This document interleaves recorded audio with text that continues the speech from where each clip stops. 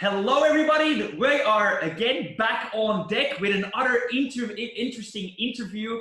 This episode is actually with Kylie Denton. Kylie resides in the beautiful Brisbane, Queensland. For people that are not familiar with Australia, Brisbane is one of those great cities, a bit farther up north, very sunny, very flamboyant, very lifestyle driven. And you'll find that Kylie is another great person that actually reflects those values in herself. Look, without further ado, I'm just going to bring us straight away into this here. And Kylie, welcome. Thank you, Bram. Good to be here. It's actually 28 degrees here and it's magic. I heard actually on the news this morning it's raining down there, isn't it? It's beautiful here. But yeah, right now, yep, you got the sunshine, we've got the rain. We've been swimming in our pool now for the last 4 weeks. I'm loving it. It's beautiful, absolutely beautiful. So great to be here and great to be here with you. Well, thanks for making yourself available. I know that you're always very busy, helping people out there. You just got out of a coaching session and straight away jumped into this one here with us. Not in the swimming pool, I did. Another episode, which is great. Not yet, not yet. So first things first, Kylie, obviously, I know you, we work together also, but tell us a little bit more about who you are, what you do, and that sort of stuff. Yeah. Sure. Well, look, I'm the founder and director of Performance Advisory Group. I started in financial services in November of 1989. Okay, so over 26 years about it. And I'm as passionate about it as I was on the first day that I started. So I've also been a financial advisor for many years. And for the last 8 years, I've actually been running my own company. So essentially what I do is I work within financial services and I help financial advisors or financial services company to improve staff engagement, staff performance, as well as productivity and profitability.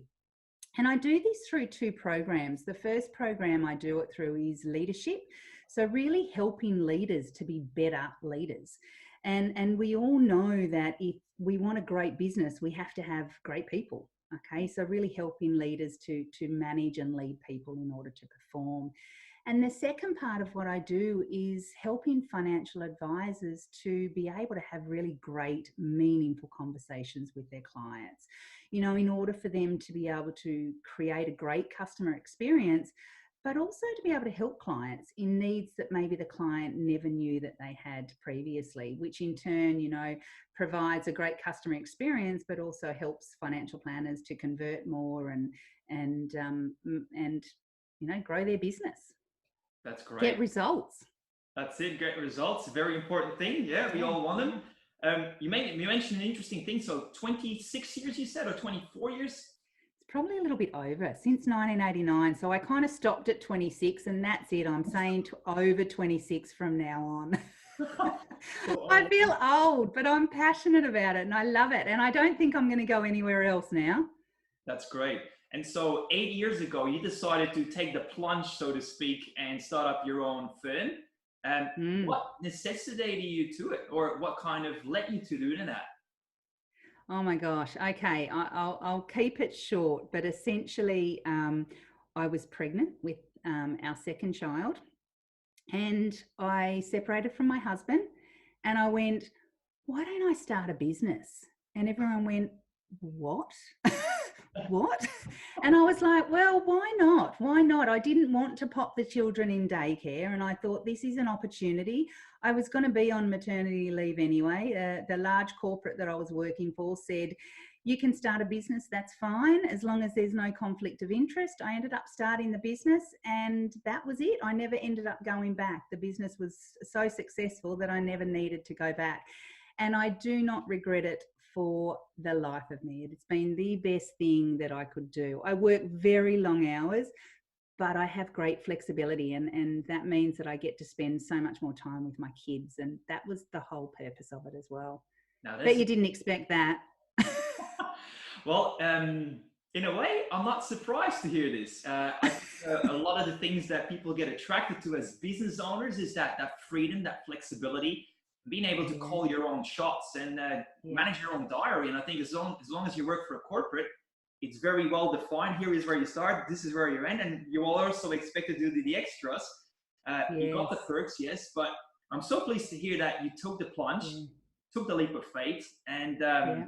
it's worked out for you and your family. And how interesting, I find it's really intriguing how you said, got my first child, I separated my husband, so I had room for something else, so I created a business. That was really interesting. I know, crazy, wasn't it? But it really was because I wanted to redesign a new life, and I wanted to redesign it the way I wanted it. And I love the corporate space, and pretty much all of my clients are still corporate clients. But I wanted to make sure that I did have that flexibility because I'd always worked so long hours, and it was the best thing I'd done. And many people looked at me as if I was absolutely crazy. And I remember saying to people, well, if you can't back yourself, who can you back?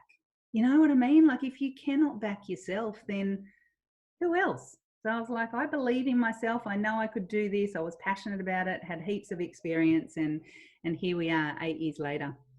Fantastic. Great going. There's very few people that actually survive in tumultuous times and all of that sort of stuff for that long. I think the 10-year mark is like one of those where there's only a very small fraction of people that got started in their own business that actually make it there in the first place. And you're really well on your way, which is great. Now, Yes. I remember reading an extract out of one of your articles in a book, and it actually talked about what really got you so excited about financial planning as an industry. And I would love you to share that also with people that are watching this here. Yeah, sure. Thanks for asking. And it's a story I often tell when I'm presenting. My mission and my whole focus in this industry is how do I help financial service companies, financial planners, to help as many people in Australia to have the future that I think every Australian deserves. And the reason that I do that is because when I was 13 years old, my father passed away. And my father was a really smart businessman.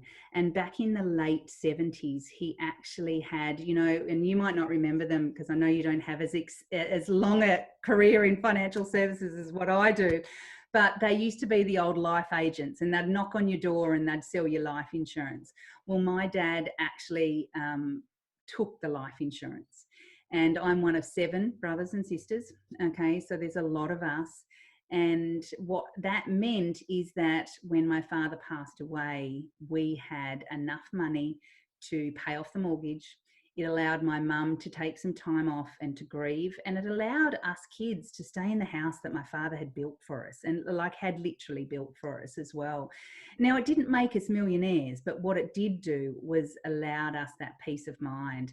And I knew then and there that I wanted to make a difference in this industry as well. So my very first job was with a finance and insurance company, and it was doing underwriting. It was actually accepting people for policies. And I just continued to move from there and then. And yeah, over 26 years and I'm still here. And my mission remains the same, is how do we help more people to have the future that I was so fortunate to have, but so many aren't as well. So that's my mission. It's a great mission, and I'm glad that you shared it here with us today. So thank you for that.